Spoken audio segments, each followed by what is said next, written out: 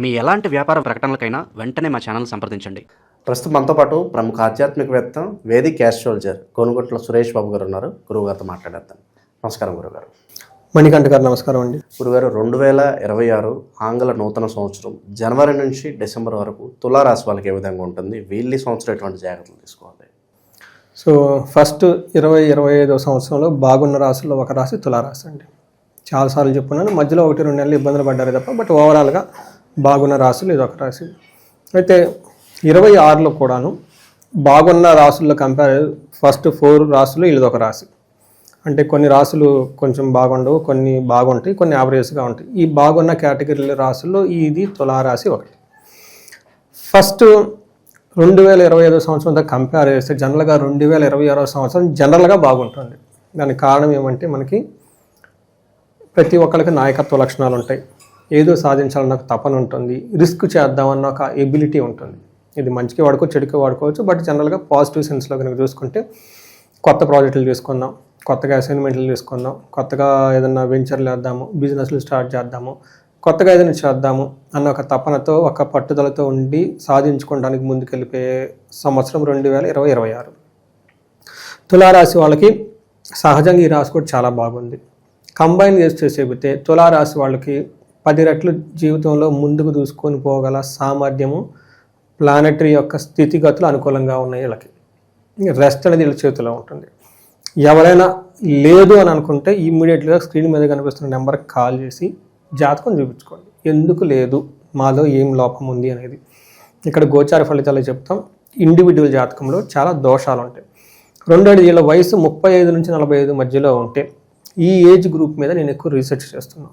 ఈ సంవత్సరంలో 2-3 రాసులు ఈ ఏజ్ గ్రూప్ వాళ్ళకి ఎక్కువ చేస్తున్నాం. మనకి ఇది మిడ్ లైఫ్ క్రైసిస్ అంటారు ఇంగ్లీష్లో, కానీ మనం అలా చూడం.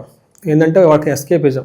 ఎందుకు 10 సంవత్సరాల ఎక్స్పీరియన్స్ ఉండి ఒక మేనేజర్ లాగా ఉండి ఇబ్బందులు ఎందుకు పడుతున్నారు? ఏదో ఒక రీజన్ ఉండాలి కదా.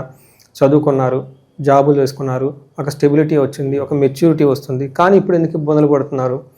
What went wrong? సేమ్ మనిషి, సేమ్ డిగ్రీ, సేమ్ పొజిషన్, ఏదో ఉండాలి కదా అబ్స్ట్రక్షన్. అది ఏంటి అన్న దాని మీద రీసెర్చ్ చేసుకొని జ్యోతిష శాస్త్రం సూపర్గా మనకు క్లూస్ ఇస్తుంటే అదంటూ ఐడెంటిఫై చేసుకొని ముందుకు పోవటానికి. మనం అదే వేరే కనుక ఇది mid life crisis, hormonal changes, అది ఇది అనుకుంటూ ఉంటారు, కానీ బట్ అది కాదు.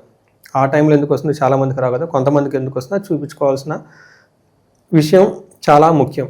ఎందుకు ఈ విషయం చెప్తున్నాను? ఈ రాశి వాళ్ళకి ప్లానెటరీ కాంబినేషన్ చాలా బాగుంది. స్టిల్ ఏదైనా ఉంటే ఇండిపెండెంట్ జాతకం చూపించుకోవాలి, అందులో మనకి ఇంకా క్లీన్గా తెలుస్తుంది. అదే కొన్ని గ్రహాలకు ప్లానెటరీ కాంబినేషన్ బాగలేదు కాబట్టి ఏది జరిగినా ఆ ప్లానెట్స్ మీద దోసేస్తుంటాం. శని బాగలేదు, గురువు బాగలేదు, ఇది బాగలేదు అని. వీళ్ళకి అలా చెప్పడానికి లేదు. సో సంథింగ్ బియాండ్ అనేది ఏంటో కొన్ని శాపాలు, తర్వాత కాలసర్పదోషాలు, ఇవన్నీ ఉంటాయి. ఈ టైంలో వాళ్ళకి ఎఫెక్ట్ అవుతూ ఉంటాయి. అదొక థియరీ ఉంటుంది. నీకు ఉద్యోగం ఇచ్చాను, జాబ్ ఇచ్చావు, కుటుంబం ఉంది, అంతా ఉంది, ఇప్పుడు ఏం చేయాలి? ఇంకో ఆబ్లిగేషన్ ఉంటుంది కదా మనకి, పూర్వజన్మలో చేసిన కర్మలు, పితృకర్మలు, కాలసర్పదోషాలు, ఇవన్నీ తీసుకోవాల్సిన బాధ్యత కూడా మీదే కదా. డబ్బులు ఉన్నాయి, అన్నీ ఉన్నాయి, మమ్మల్ని ఎందుకు నెగ్లెక్ట్ చేస్తున్నావు అన్న ఒక కోపంతో వాళ్ళు ఉండి మళ్ళీ ట్రబుల్ చేయడం స్టార్ట్ చేస్తారు.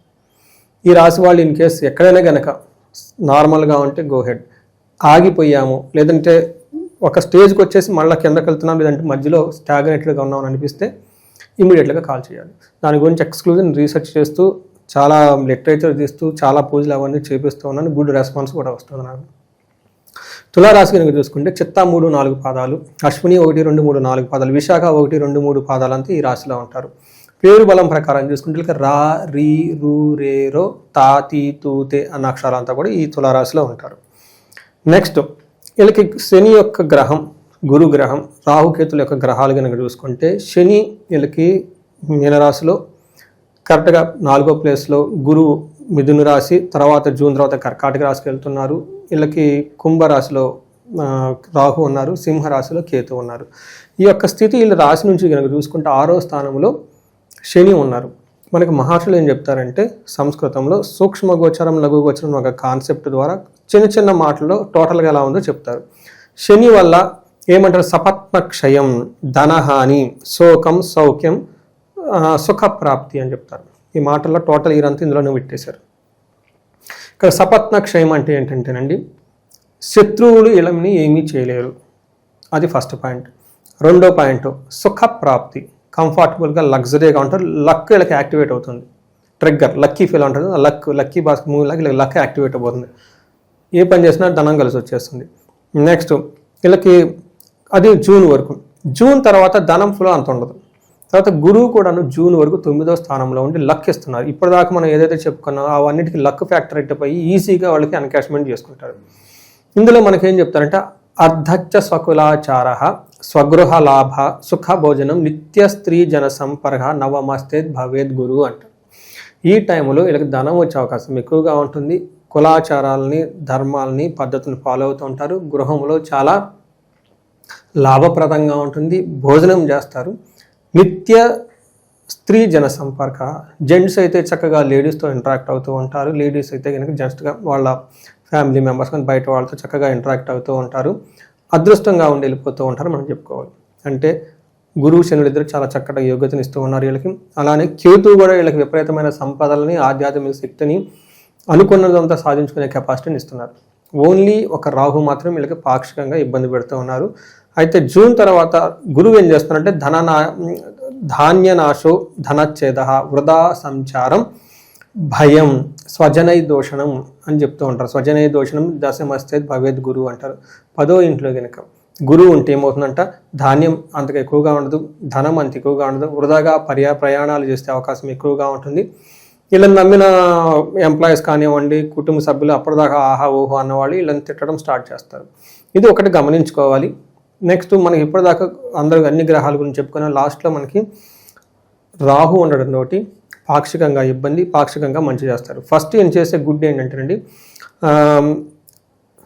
నృణాం పూజ్యం అంటారు. అంటే వీళ్ళ పై బాసులతోటి లేదంటే గవర్నమెంట్ ఆఫీషియల్స్ తోటి మంచిగా గౌరవం పొందుతారు రాహు వల్ల. ప్రాబ్లం ఎక్కడంటే పుత్ర వైరం, పుత్రులతో గొడవ అవుతూ ఉంటుంది. ప్రభువులు గౌరవింపబడుతుంటారు. టయానికి భోజనం చేయకుండా ఎక్కువగా తిరుగుతూ ఉంటారు. Out of the box work చేస్తూ ఉంటారు. కొంచెం వీళ్ళకి ఎడిక్షన్స్ టూ మచ్ ఎక్కువగా చేసే అవకాశం ఎక్కువగా ఉంటుంది. ఇది మనకి తులారాశి వాళ్ళు ఓవరాల్గా కనుక చూసుకుంటే అలా ఉందో చెప్పచ్చు. తర్వాత రాహు 5వ స్థానంలో ఉండటం వల్ల కొంచెం వీళ్ళకి వ్యసనాలకి వాటికి వీటికి ఓవర్ ఎడిక్షన్ అయ్యే అవకాశం ఎక్కువగా ఉంటుంది. 11వ స్థానంలో కేతు ఉండటం వల్ల విపరీతమైన హ్యాపీనెస్, ధనం వచ్చే అవకాశం ఉంటుంది. అంటే టోటల్గా మనకు జూన్ వరకు 3 గ్రహాలు బాగా సపోర్ట్ చేస్తున్నాయి. జూన్ తర్వాత 2 గ్రహాలు చాలా స్ట్రాంగ్గా సపోర్ట్ ఇస్తున్నాయి, ఒకటి పార్షికంగా సపోర్ట్ చేస్తుందని చెప్పుకోవాలి. 100% చాలా బాగుంది, 70% తర్వాత బాగుందని మనం చెప్పుకోవచ్చు. ఎందుకంటే సూర్యుడు వీళ్ళకి శని 6వ ప్లేస్లో ఉన్నారు.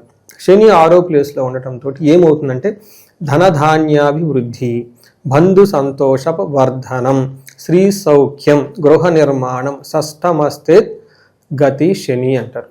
6వ స్థానంలో శని ఉంటే ఏమవుతుందంటే వీళ్ళకి ధనధాన్యాభివృద్ధి అర్థమైపోతుంది. నెక్స్ట్ బంధు సంతోషం, బంధువులతో సంతోషంగా ఉంటారు. వర్ధనం, వృద్ధిలు చెందుతూ ఉంటారు. ఇది కూడా అర్థమవుతుంది. శ్రీ సౌఖ్యం, ఎవరైతే జెంట్స్ ఉన్నారో వాళ్ళ ఇంట్లో కుటుంబ సభ్యులు కానివ్వండి, బయట వాళ్ళతో కానివ్వండి చక్కగా సౌఖ్యంగా ఉంటారు. అంతకుముందు గొడవలు ఏమన్నా అయ్యి ఉంటే గొడవలన్నీ పోతాయి. గొడవలు అయితే ఏమీ కావు. తర్వాత ఇంకే జెంట్స్, లేడీస్కి అయితే జెంట్స్ ద్వారా సేమ్. తర్వాత ఏమవుతుందంటే గృహ నిర్మాణం, ఇది మోస్ట్ ఇంపార్టెంట్. ఈ రాశి వాళ్ళు ఖచ్చితంగా ఇల్లు కట్టుకొని తీరుతారు. ఇల్లు కొనటము, స్థలం కొనటం ఏదో చేసేస్తారు, ఇంకా అందులో డౌటే లేదు వీళ్ళకి. ఇది అంటే శనిలకి చక్కగా యోగ్యతను ఇస్తూ ఉన్నాడు. ఇక సంవత్సరం మొత్తం కూడా ఇంకా విశేషంగా కలిసి రావాలంటే ఎటువంటి పరిహారాలు తులారాశి వాళ్ళకి అత్యవసరం అంటారు గురుగారు?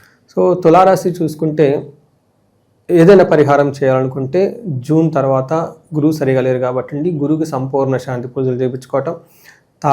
సంపూర్ణ శాంతి పూజలు అంటే వీళ్ళకి జపాలు, దానాలు, తర్పణాలు చేసుకుంటూ ఉండాలి. తారాదేవి యొక్క జపం చేయించుకోవడం చాలా ఇంపార్టెంట్. వీళ్ళు గురువుకి సంబంధించిన గురువు పాదుక స్తోత్రం కానివ్వండి, లేదంటే ఆశ్రమాలు, మఠాలు విజిట్ చేయటం, వీళ్ళకి చిన్నప్పుడు గురువులు ఎవరైనా కనిపిస్తే వాళ్ళకి ఆశీర్వాదం తీసుకోవటం, గురువులకి దానాలు చేయటం, ఆశ్రమాలకు దానాలు చేయటం, బట్టలు ఇవ్వటం, ఇవన్నీ చేస్తూ ఉంటే కలిసి వస్తూ ఉంటుంది.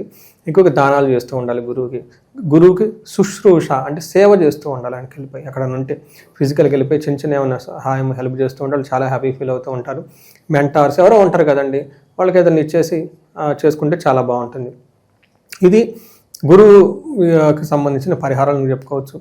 వీళ్ళకి రాహు 5వ స్థానంలో ఉండటంతో ఓవర్ ఎడిక్షన్స్ అయ్యే అవకాశం ఎక్కువగా ఉంటుంది. కాబట్టి వీటికి సంబంధించి చండీ పారాయణ, చండీ హోమము, దుర్గా సప్తాశ్లోకి మంత్రము లేదంటే దుర్గా కవచం అనడం ఇవన్నీ చదువుకుంటూ ఉంటే చాలా బాగుంటుంది. వీటితో పాటు ఇండిపెండెంట్గా వ్యాపారంలో ఎవరికైనా ధనం కలిసి రావట్లేదు, లేదంటే మల్టీ సోర్సెస్ ఆఫ్ ఇన్కమ్ కావాలి, మాకు ఏదో ఒకటే లైఫ్లో జీవితంలో ఇన్కమ్ ఉంది, పెద్ద ఎదుగులేదు. So depending on one is always danger అండి. సెకండ్ స్ట్రీమ్ పెట్టుకోవాలి. అలా అని జాబ్ వదులుకోవటంలో ఇష్టం లేదు. కొంతమంది భార్య పేరుతోనో వాళ్ళ పేరుతో బిజినెస్ స్టార్ట్ చేస్తూ ఉంటుంది, ఆల్వేస్ గుడ్ అండి.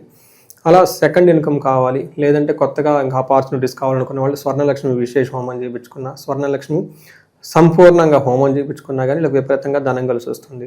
హెల్త్ కోసం మృత్యుంజయ పాశుపత అభిషేకం చేయించుకుంటే చాలా మంచిది. పెళ్లి కాకుండా ఎవరిని ఇబ్బంది పడుతూ ఉంటే విశ్వావశు గంధర్వరాజం, లేదంటే కన్యా పాశుపత అభిషేకము, లేదంటే ఇలా పాశుపత అభిషేకాలు అవన్నీ చేయించుకుంటూ ఉంటే చాలా చక్కగా లైఫ్లో ముందుకెళ్ళే అవకాశం ఎక్కువ ఉంటుంది ఈ రాశి వాళ్ళకి. ఓకే, ఓవరాల్గా తులారాశి వాళ్ళకి 2026 ఎలా ఉంటుంది అనేది చాలా బాగా వివరించారు. హోప్ఫుల్లీ అంత మంచిగా జరగాలని కోరుకుందాం. ధన్యవాదాలు. ధన్యవాదాలండి.